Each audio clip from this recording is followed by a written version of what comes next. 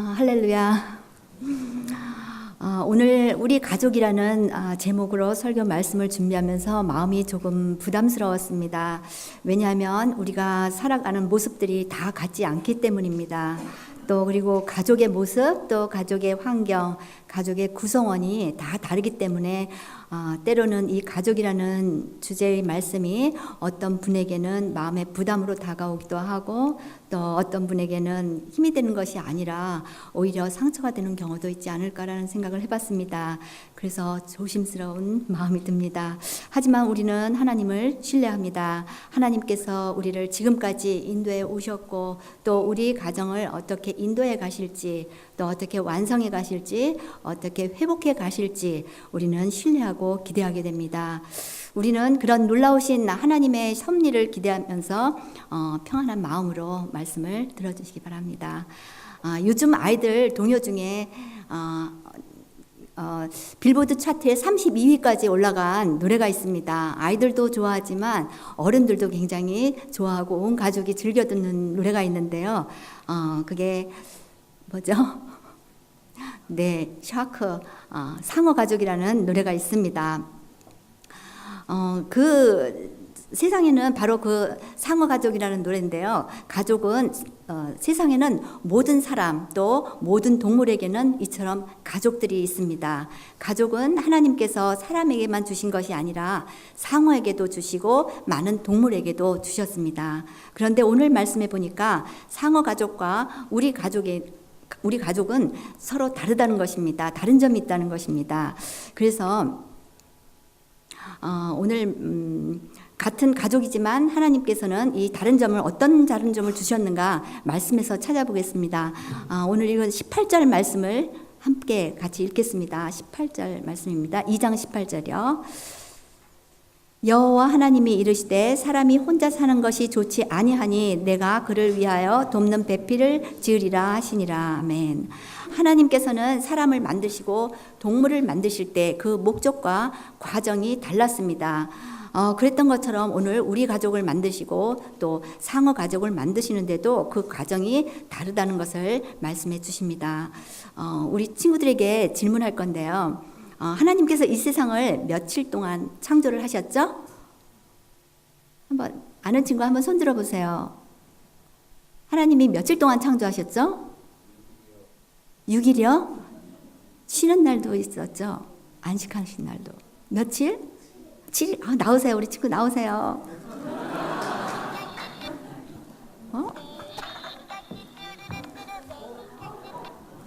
이거 누르지 말고 노래 끝나고 누르세요.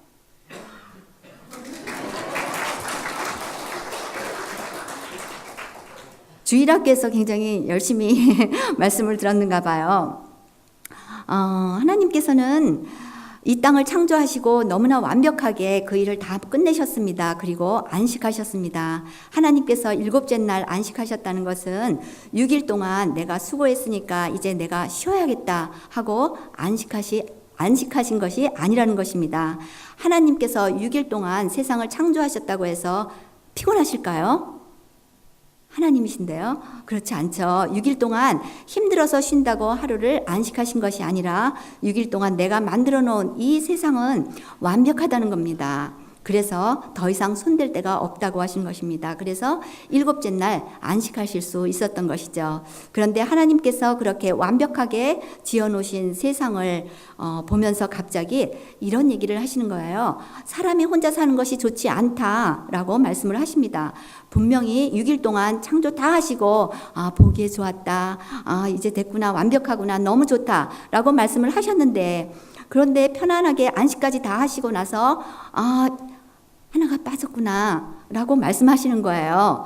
정말 하나님께서 모르셨을까요? 정말 하나님께서 남자에게 여자가 필요하다는 것을 몰라서 창조를 안 하신 것일까요? 아니죠.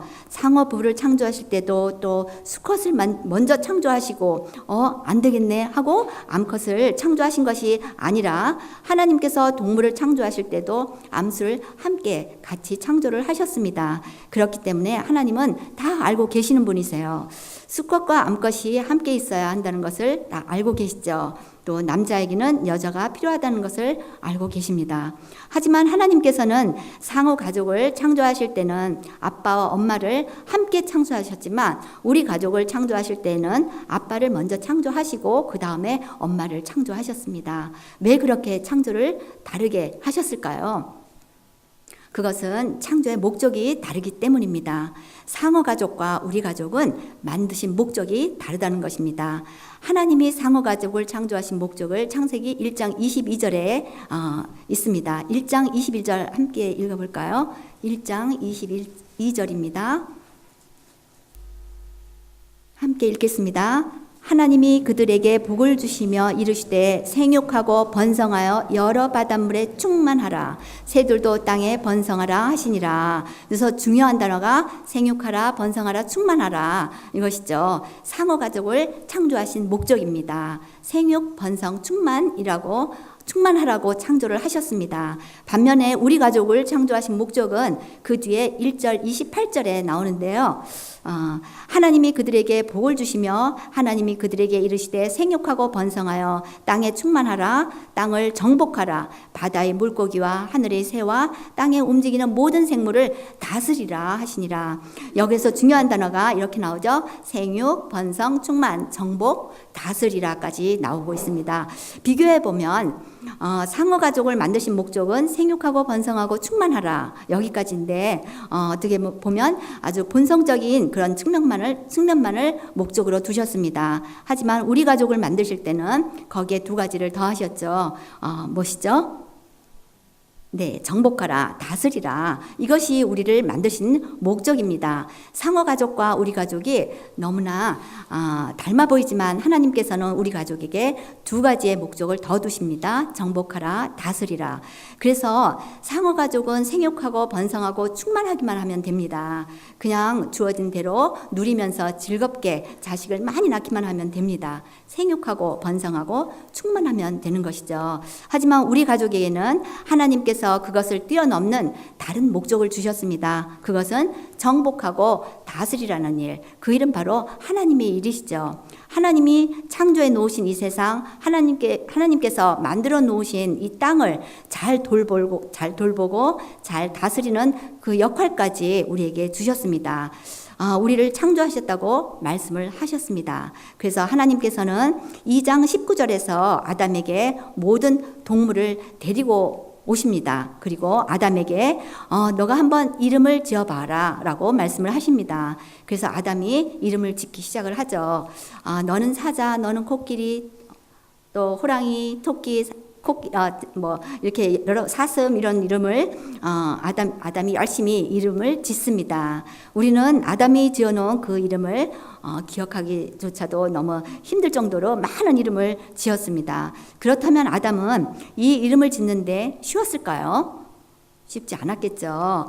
이름 하나 짓는 것이 얼마나 힘든 일인지 모릅니다. 우리 부모님들 자녀들 이름 지실 때 얼마나 많이 고민하셨습니까? 또 얼마나 많이 기도하셨습니까? 그래서 지은 이름들입니다. 우리 부모님들이 자녀들에게 지어주신 이름 한번 잠깐 동영상으로 보시겠습니다. 우리 청소년부 가족입니다.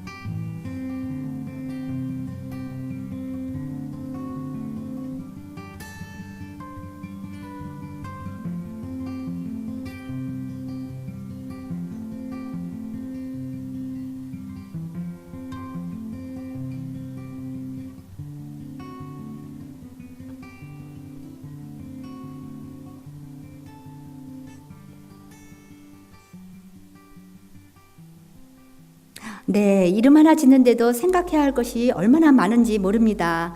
뜻도 생각해야 되고요. 부를 때 발음도 생각해야 되고, 또 성과 이름이 잘 어울리는지도 생각해야 되고, 또 이 아이가 앞으로 커서 혹시 이 이름을 가지고 놀림을 받지 않을까? 이런 것도 생각을 해야 되죠. 오랜 시간 또 고민하고 기도하면서 짓는 것이 이름입니다.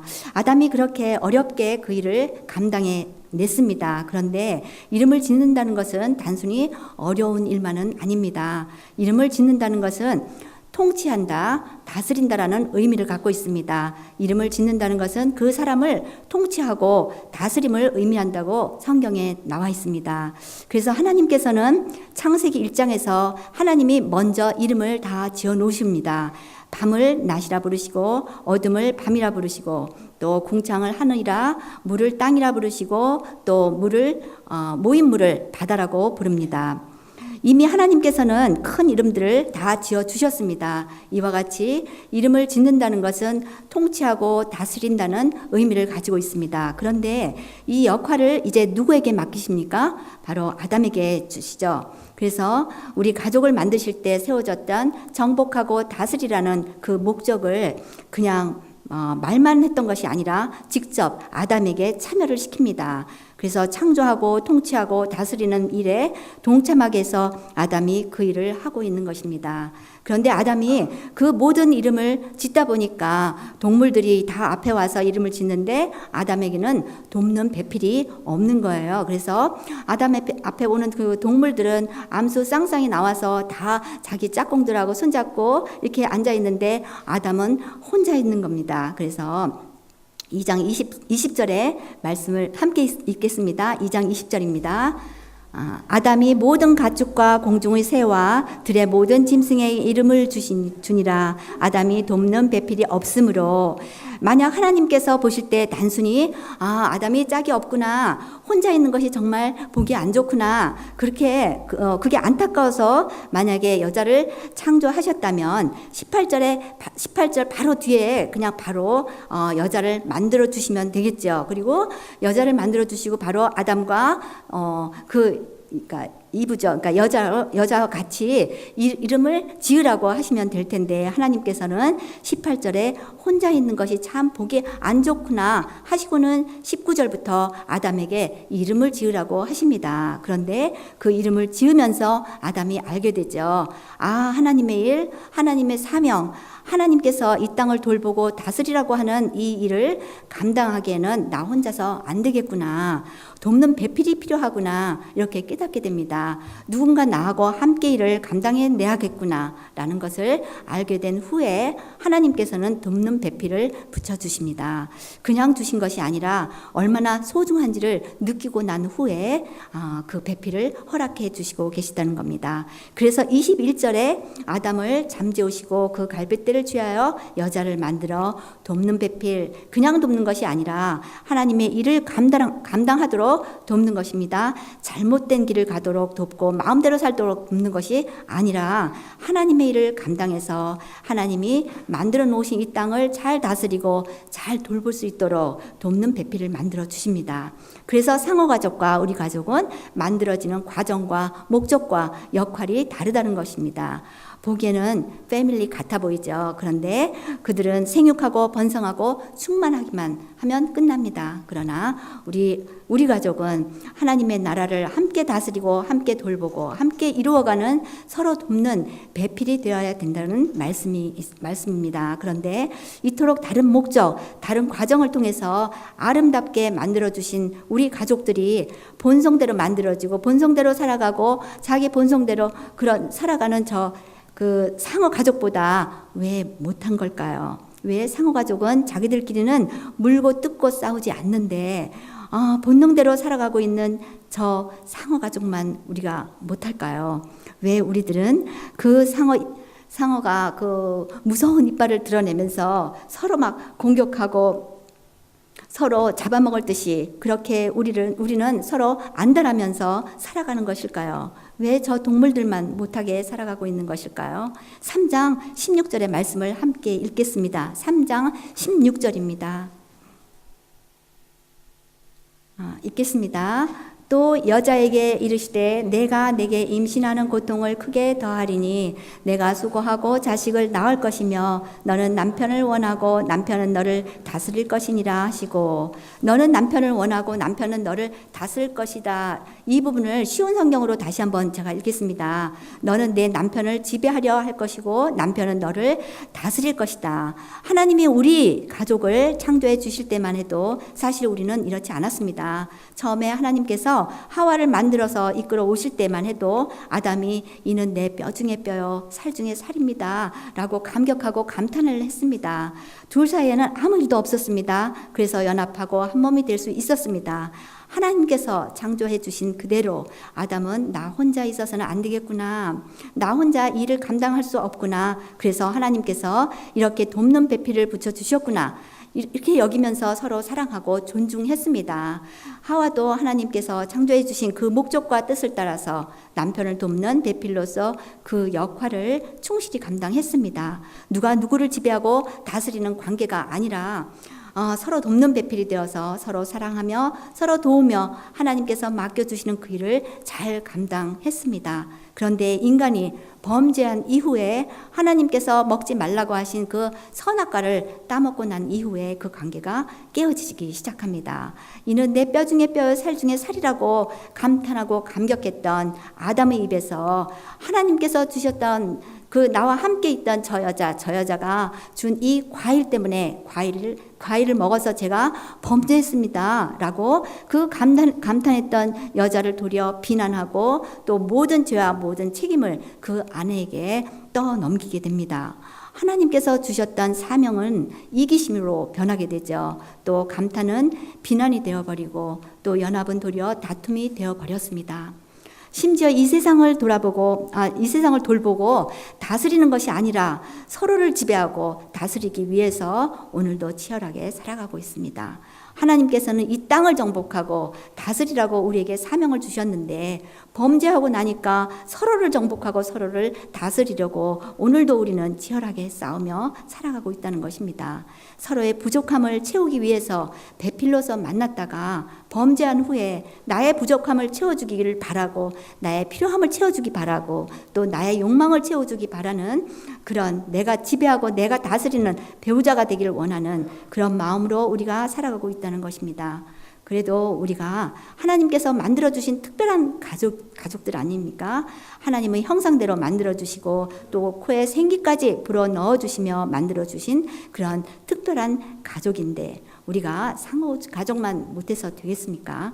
저들도 저렇게 즐겁게 행복하게 살아가는데 생육하고 번성하고 충만하기만 바라고 살아가는 저 동물만도 못하게 우리가 살아가서는 되겠습니까? 에베소서 2장 14절의 말씀을 함께 읽겠습니다. 에베소서 2장 14절입니다. 읽겠습니다. 그는 우리의 화평이신지라 둘로 하나를 만드사 원수된 것 곧 중간에 막힌 담을 자기 육체로 허시고. 아멘. 요즘 가족들에 대한 책들이 얼마나 많이 나오는지 모릅니다. 가족에 대한 책들이 인터넷 서점에 들어가 보면 아주 너무너무 많이 나와 있습니다. 그리고 남자와 여자를 알려주는 책도 왜 이렇게 남자와 여자가 소통이 안 되는지 또 왜 이렇게 남편들이 그렇게 얘기를 해도 못 알아듣는지 그것을 알려주는 책들도 서점에 너무 많이 나와 있습니다. 그리고 그 문제를 해결할 수 있는 그런 부부 대화법, 관계를 해결할 수 있는 방법, 또 친밀감을 회복할 수 있는 방법, 그 수많은 방법들을 알려주는 책도 또 TV에서 특강이라든가 뭐 많이 나와 있죠. 그런 것들이 얼마나 많은지 모릅니다. 그런데 얼마나 듣고 글을 읽고 해도 변화가 되던가요? 회복되던가요? 하나가 되던가요? 우리의 힘으로는 관계가 회복되고 갈라진 관계가 다시 하나가 되고 다시 돕는 관계로 돕는 배필로 우리가 온전히 회복될 수 있다면 얼마나 좋겠습니까? 우리의 노력으로 될 수만 있다면 우리 예수님께서 저 십자가를 지고 그 골고다 언덕을 안 오르셔도 됐을지도 모릅니다. 우리가 해낼 수 있었다면 그 십자가를 지고 죽지 않으셨어도 됐을지 모릅니다. 그런데 우리 안에 있는 그 죄성이 그렇게 만만치 않습니다. 쉽게 사라지지 않습니다. 이제는 안 그래야지. 이제는 화내지 말아야지. 남편들은 얼마나 다짐하고 결단하고 출근하시는지 모릅니다. 아내들도 얼마나 다짐하는지 모릅니다. 참아야지, 참아야지. 내가 포기해야지. 내가 죽어야지. 몇 번이나 다짐을 합니다. 하지만 내가 원하는 모습이 아닐 때 내 입에서 잔소리가 나오고 또 짜증을 내는 그 내 모습이 보이지 않습니까? 그럴 때 우리 매일매일 실망하고 살아가는 그런 모습이 바로 우리들의 모습이 아니겠습니까? 우리가 몰라서 그런 거 아닙니다. 가는 말이 고와야 오는 말이 곱다라는 우리 말도 있죠. 우리가 너무 잘 알고 있습니다. 내가 이렇게 이야기하면 안 되는 것도 알고 있습니다. 이론적으로는 얼마나 잘 알고 있는지 모릅니다. 요즘에는 가르쳐주는 것도 많아서 이제는 다 알고 있습니다. 많이 배웠습니다. 그랬구나. 내 마음 알아줘서 고마워. 이것이 기적의 대화법이라고 합니다. TV에도 나와서 사람들이 많이 연습도 했다고 합니다. 옆에 있는 분들하고 함께 한번 이야기해 보시겠습니까? 그랬구나. 내 마음 알아줘서 고마워. 그랬구나. 내 마음이 얼마나 힘들었는지 알아. 그랬구나. 힘들었구나. 내 마음이 얼마나 외로웠는지 알아. 그랬구나. 많이 외로웠구나. 그래서 짜증냈구나. 해보셨습니까? 근데 이것도 한두 번이시죠. 한 달 해보시면 어떨까요? 물론 우리의 노력으로 어느 정도 개선되고 어느 정도 변화되고 조금 나아지고 조금 좋아질 수 있겠죠. 그러나 깨어진 관계들, 그 아픔들이 근본적으로 해결될 수는 없다는 것입니다. 그래서 우리에게는 그 죄의 문제를 해결해 주실 분, 또 죄성을 해결해 주실 수 있는 그런 분이 필요합니다. 우리 가운데 막힌 담을 허물어 주실 분, 그분. 바로 원망과 미움의 마음을 해결해 주실 분, 원수된 것을 십자가로 소멸해 주실 분, 또 깨어진 우리의 가정을 회복시켜 주실 분, 우리에게 그 예수 그리스도가 필요하고 그 예수 그리스도가 우리 가정의 주인이 되셔야 한다는 것이죠. 우리가 그 예수 그리스도의 말씀 안에서 서로 함께 순종하며 나아갈 때 우리는 다시 하나됨을 경험할 수 있게 된다는 것입니다.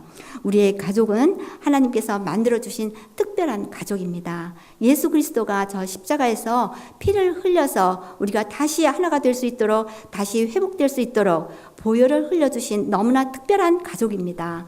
우리 가정이 지금까지는 어떤 모습으로 지내왔든지 오늘부터는 하나님의 놀라우신 은혜를 기억하시고 하나님의 그 십자가 사랑을 기억하시면서 서로 돕는 그런 배필이 되어서 행복한 가정, 자녀들도 함께 웃으며 하나님을 찬양할 수 있는 천국의 공동체로 살아가시기 바랍니다. 기도하시겠습니다. 사랑의 하나님, 부족한 저희에게 이렇게 돕는 배필을 허락하여 주시고 함께 아름다운 가정을 만들어가게 하시니 감사합니다. 하나님께서 친히 만들어주신 귀한 가정을 잘 돌보고 잘 다스릴 수 있는 우리 모두가 되게 하여 주시옵소서. 맡겨주신 귀한 자녀들과 함께 천국을 만들어갈 수 있는 우리 가족들이 되게 하여 주시옵소서. 예수님의 이름으로 기도드립니다. 아멘.